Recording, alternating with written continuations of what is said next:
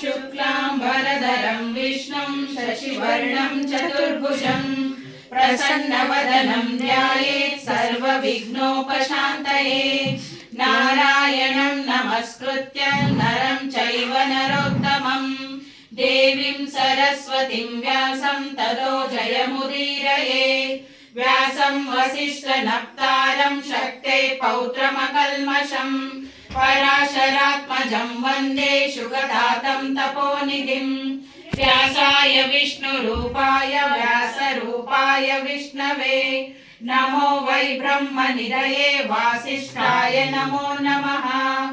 अविकाराय शुद्धाय नित्याय परमात्मने सदैकरूपरूपाय विष्णवे सर्वजिष्णवे यस्य स्मरणमात्रेण जन्म संसारबन्धनात् विमुच्यते। नमस्तस्मै विष्णवे प्रभविष्णवे।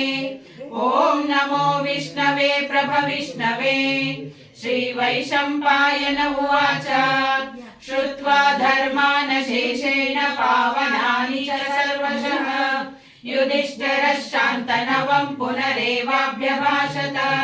श्रीयुधिष्ठिर उवाच किमेकं दैवतं लोके किं वाप्येकं परायणं स्तुवन्तं कं कमर्चन्तः प्राप्नुयुर्मानवा शुभम्।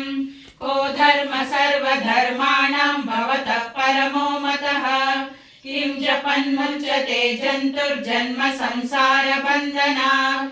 श्रीभीष्म उवाच जगत्प्रभुं देवदेवमनन्तं पुरुषोत्तमं स्तुवन्नाम सहस्रेण पुरुषः सततोत्थितः। तमेव चार्चयन् नित्यं भक्त्या पुरुषमव्ययम् ध्यायन् स्तुवन्नमश्चं च यजमानस्तमेव च। अनादिनिधनं विष्णुं